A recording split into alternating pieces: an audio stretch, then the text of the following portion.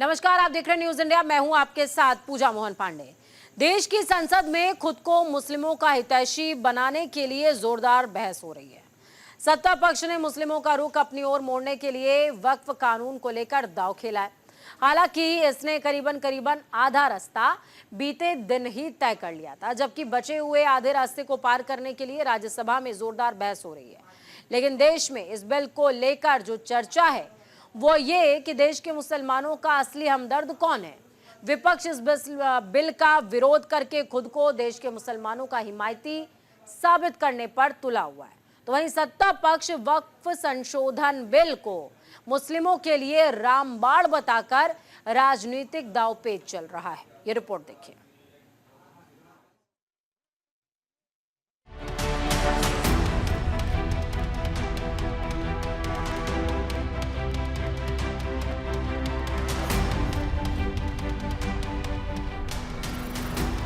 लगातार 14 घंटे तक लोकसभा में चर्चा के बाद वक्फ संशोधन बिल को हरी झंडी मिल गई। इस बिल के समर्थन में 288 जबकि विरोध में 232 वोट पड़े।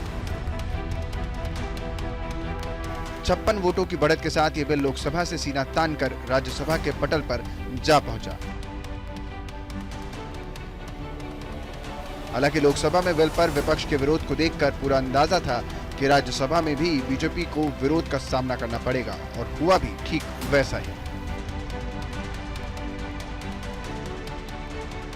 जिस तरह अल्पसंख्यक कार्य मंत्री किरेन रिजिजू ने लोकसभा में वक्फ संशोधन बिल रखा, ठीक उसी प्रोटोकॉल को अपनाते हुए किरेन रिजिजू ने राज्यसभा में भी बिल पटल पर चर्चा के लिए रखा। हम बिल लेके आया है, एक आप इसको कह सकते हैं नए सवेरा, एक अच्छा सोच के साथ जब हम आए हैं, तो हम बिल का नाम को भी, नाम से तो आपत्ति नहीं होना चाहिए, नाम को हमने अच्छा नाम लेकर के आया है। अब ये नया बिल का नाम होगा, इस एक्ट का नाम हो जाएगा उम्मीद। सर उम्मीद नाम। अब उम्मीद से तो आपका कोई एतराज तो नहीं होना चाहिए। अब उम्मीद रखने का पीछे कारण है unified Waqf management empowerment efficiency and development. Collector का रोल से लेकर के सर्वे, रजिस्ट्रेशन, म्यूटेशन, इंक्रोचमेंट और जितना भी जो मैटर है उसको अब पारदर्शिता के साथ जब हमने यूनिफाइड एफर्ट डाला है to overcome the issues which were pending for such a long time, तो इसको हमने यूनिफाइड एफर्ट के साथ में आया है।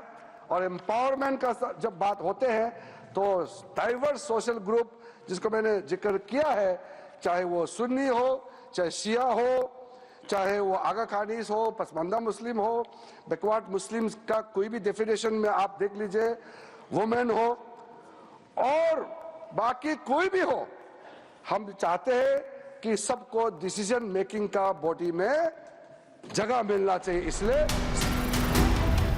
किरेन रिजिजू ने सदन को बताया कि इस बिल के अस्तित्व में आने के बाद क्या कुछ बदलाव होगा।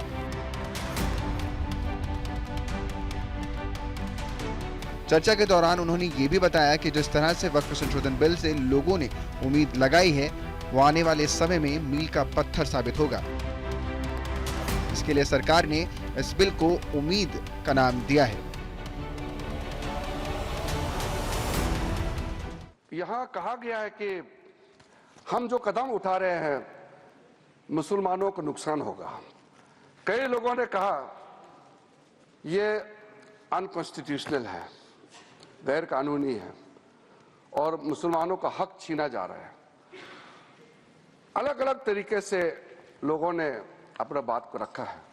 ठीक है, बात रखने का अधिकार है, लेकिन मैं बहुत ही साफ तरीके से ये सारे जो आरोप लगाए हैं उसको मैं खारिज करना चाहता हूं।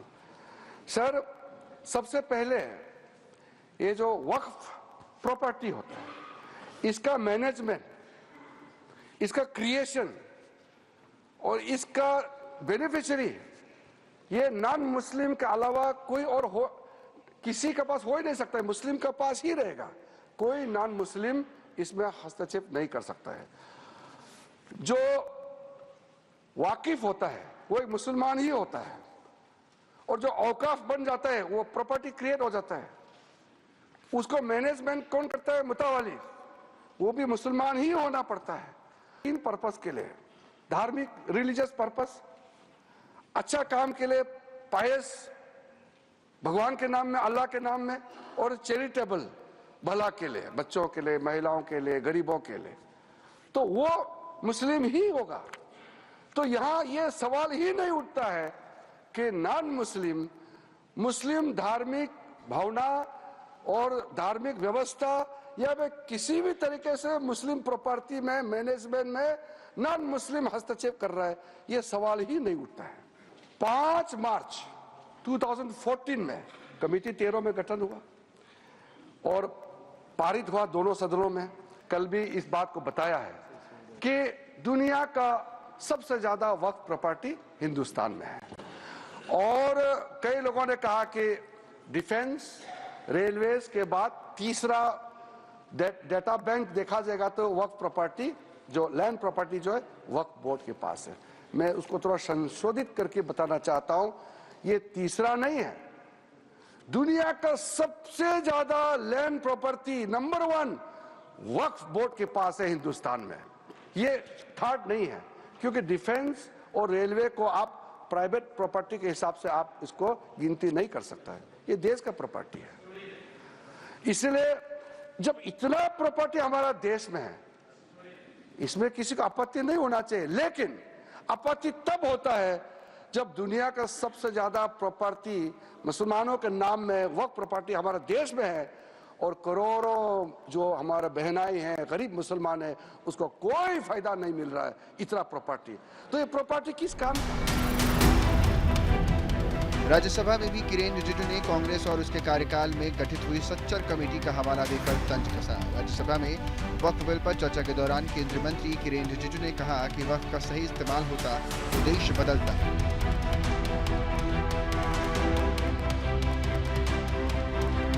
कांग्रेस जो नहीं कर पाई वो हम कर रहे हैं। देश में 8.72 लाख यानी कि 8 लाख एकड़ से ज्यादा वक्फ की संपत्तियां हैं। ये एक्सपेक्ट करता है कि कोई अच्छा काम करेगा तो उसका तारीफ भी जरूर होगा, और खास करके उन लोगों से तारीफ ज्यादा मिलेगा जिसका इच्छा को मैं पूरा कर रहा हूं। इसलिए सभापति महोदय जी, 1976 में जब वक्फ इंक्वायरी रिपोर्ट को पेश किया गया था, वो कमेटी किसने बनाया था सर? कांग्रेस सरकार ने कमेटी गठन किया, वक्फ इंक्वायरी कमीशन बिठाया। सचर कमेटी ने कहा कि उस समय 4.9 लाख वक्फ प्रॉपर्टी है इस देश में, आज तो बढ़ गया, उस समय 2006 में, और 4.9 लाख वक्फ प्रॉपर्टी जो रजिस्टर्ड वक्फ प्रॉपर्टी है, उनका टोटल इनकम सिर्फ 163 करोड़ पर एनम था, तो भी 12,000 करोड़ हर साल इनकम जनरेशन होता।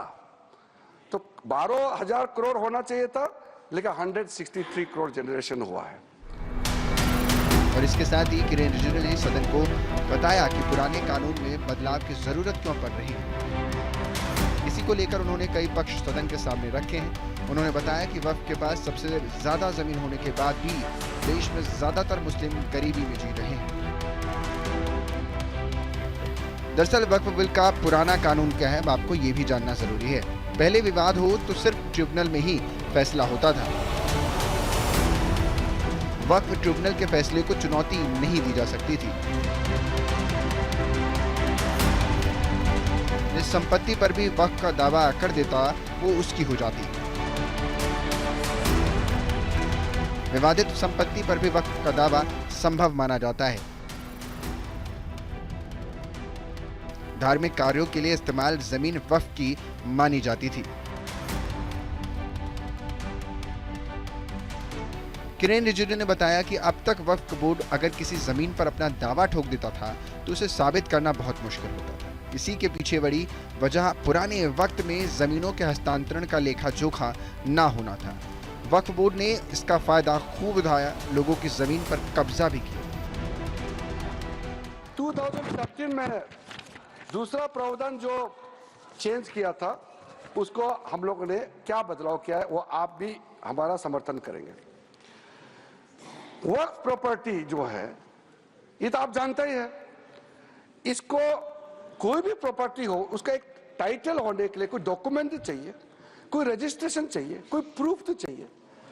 अगर वक्फ बाय यूजर के नाम में अगर हम वर्बली कह देंगे कि इतने साल पहले 500 साल पहले हमारा बाप दादा या फलाना फलाना ने ऐसे किया था, ये जमीन ये हमारा वक्फ जमीन है, तो ठीक आप क्लेम कीजिए, मगर कुछ तो दिखाना पड़ेगा सर, कुछ डॉक्यूमेंट होना पड़ेगा।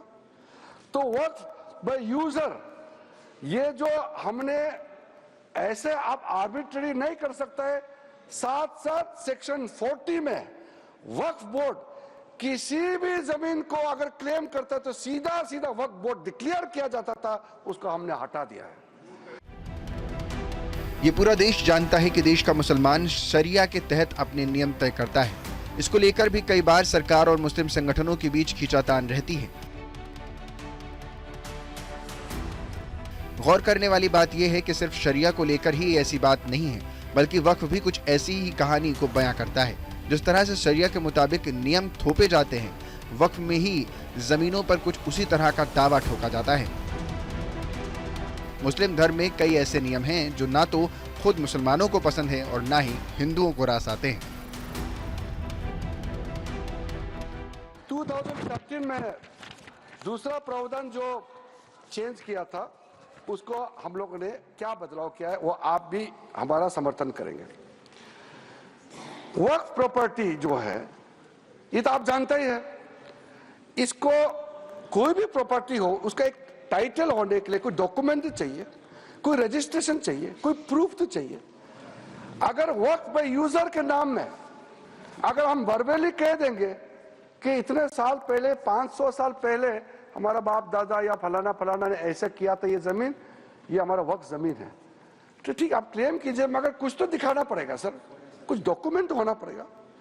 तो वक्फ बाय यूजर ये जो हमने ऐसे आप आर्बिट्ररी नहीं कर सकता है। साथ साथ सेक्शन 40 में वक्फ बोर्ड किसी भी जमीन को अगर क्लेम करता है तो सीधा सीधा वक्फ बोर्ड डिक्लेयर किया जाता था, उसको हमने हटा दिया है। ये बहुत जरूरी था। अदरवाइज इसके बाद अगर आप 2013 में कितना वक्फ प्रॉपर्टी था, आज 2025 में कितना वक्फ प्रॉपर्टी का संख्या में जंप हो गया, तब आप पता चलेगा कि ये सेक्शन का कितना इसका दुरुपयोग किया गया है। 2 मेजर अमेंडमेंट हम जो लेके आया है उसमें भी मैं मानता हूं आप समर्थन करेंगे।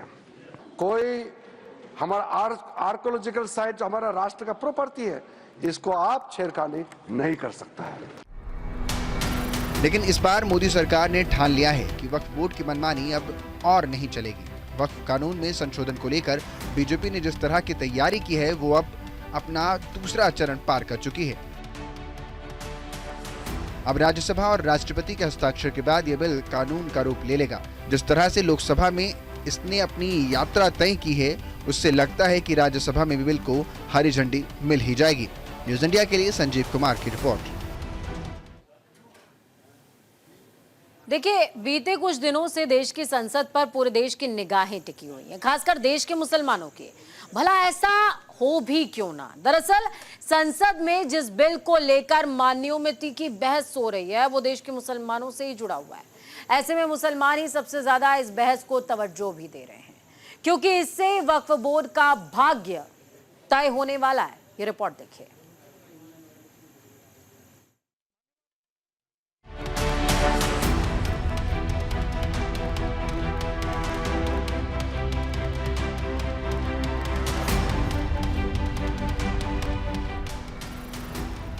गौर करने वाली बात यह है कि वक्फ बिल को लेकर देश का मुसलमान क्या सोचता है।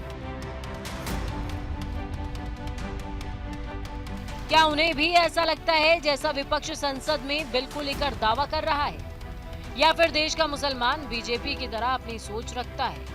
चर्चा भले ही वक्फ कानून में संशोधन को लेकर हो रही हो, असल विवाद देश के मुसलमानों के हितों को लेकर है। बीजेपी मानती है ये बिल देश के गरीब मुसलमानों की गरीबी दूर करने में अहम रोल अदा करेगा, जबकि विपक्ष संसद में चीख कर ये समझाने पर तुला है कि अगर वक्फ कानून में संशोधन हुआ तो मुसलमानों को गहरा आघात होगा।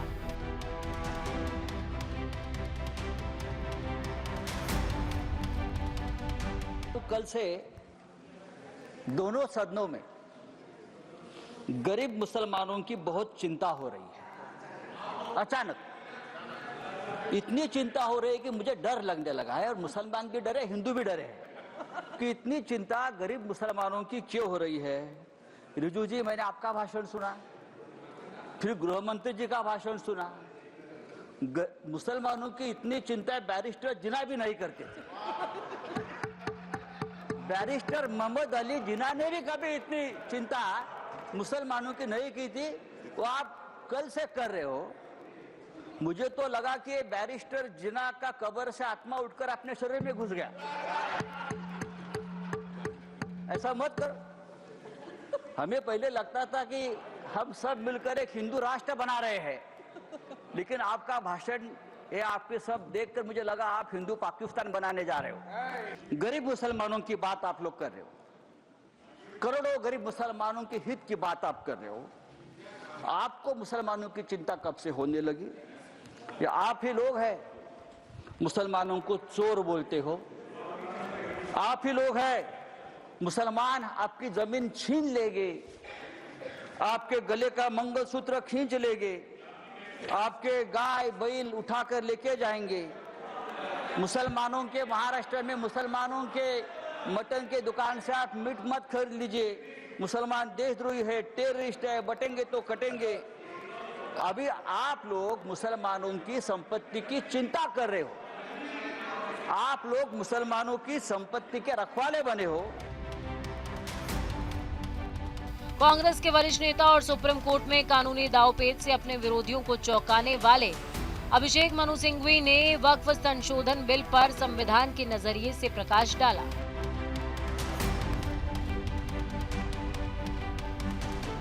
उन्होंने सदन को बताया कि बीजेपी ने जिस संशोधित बिल को कानून बनाने के लिए तैयार किया है, उसमें मदद कम चालाकी ज्यादा नजर आती है। इस दौरान उन्होंने संविधान के कुछ अनुच्छेदों का भी जिक्र किया है। जिस बिल के विषय में मैं बोलने जा रहा हूं, उसमें सुधार कम है, संशय ज्यादा है, न्याय कम है, पक्षपात ज्यादा है। ऐसे धर्म, समुदाय या संप्रदाय को अपनी संस्थाओं को स्वचालित करने का अधिकार क्षेत्र बड़े पैमाने में, बड़ी मात्रा में किसी कानून द्वारा घटाया गया तो वह कानून खुद असंवैधानिक करार किया जाएगा। इस बीच समाजवादी पार्टी की ओर से राज्यसभा में रामगोपाल यादव ने भी अपना पक्ष रखा, लेकिन उन्होंने अखिलेश यादव से थोड़ा हटकर रास्ता पकड़ा। रिजिजू साहब को पूरा भाषण सुना और नेताओं के भाषण भी सुने, और आज भी सुन रहे हैं। दोनों तरफ से कुछ बहुत अच्छे वक्ताओं ने भाषण दिए। कभी कभी लगता है कि उधर से कोई अच्छा व्यक्ति बोल रहा है तो लगता है यही सही है, और कई बार ऐसा लगता है कि इधर से जो बोल रहे हैं वो ज्यादा सही है। तो ये संसद में जब कंफ्यूजन जैसी स्थिति हो जाती है तो हमें लगता है कि संसद के माध्यम से देश की आम जनता में भी कंफ्यूजन पैदा किया जा रहा है। तो ऊपर लिखा हुआ है, अयम निजा परोचेति परोयेति गणना लघुचेत साम उदार चरिता नाम तो वसुधैव कुटुंबकम। तो मैं तो यही अपेक्षा करता हूं सरकार से, खास तौर से, क्योंकि जो विपक्ष में बैठे हुए हैं वो कुछ बना बिगाड़ नहीं सकते, लेकिन जो इधर बैठे हुए हैं वो बहुत कुछ नुकसान कर सकते हैं देश का, लोगों का और संसदीय लोकतंत्र की जो मर्यादा है उसका भी। इसके बाद कांग्रेस के वरिष्ठ सांसद और अधिवक्ता कपिल सिब्बल ने एक उदाहरण के जरिए बिल को समझाया। इस दौरान उन्होंने पुराने वक्त में हुए संशोधनों को मौजूदा संशोधनों की तुलना करते हुए अंतर भी बताया।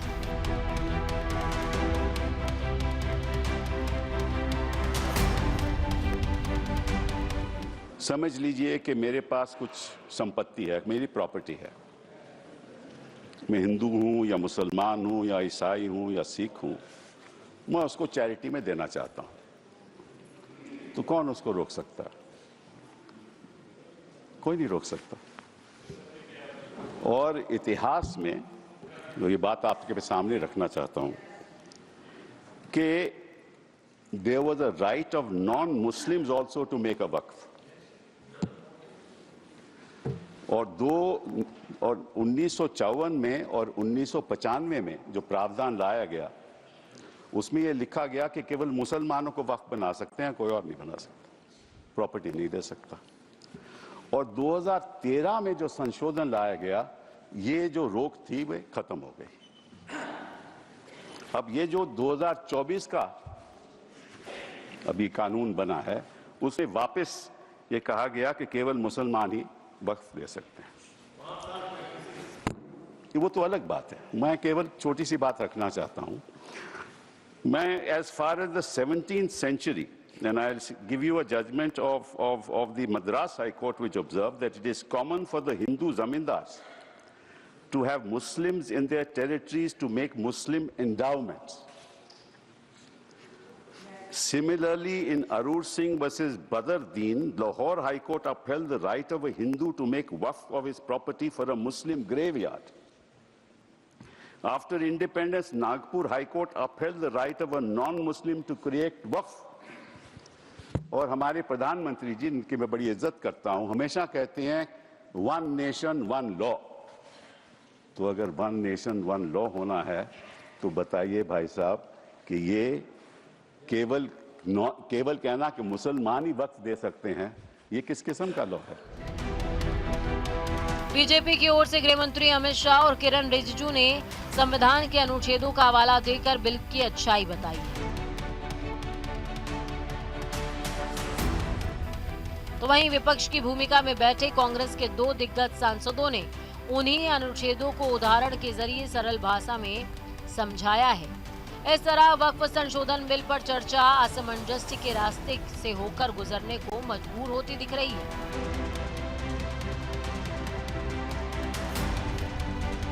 लेकिन असली खेल राज्यसभा में अंकों का है। उन्हीं से तय होगा कि ये बिल कानून बनेगा या फिर इतिहास। न्यूज़ इंडिया के लिए संजीव कुमार की रिपोर्ट।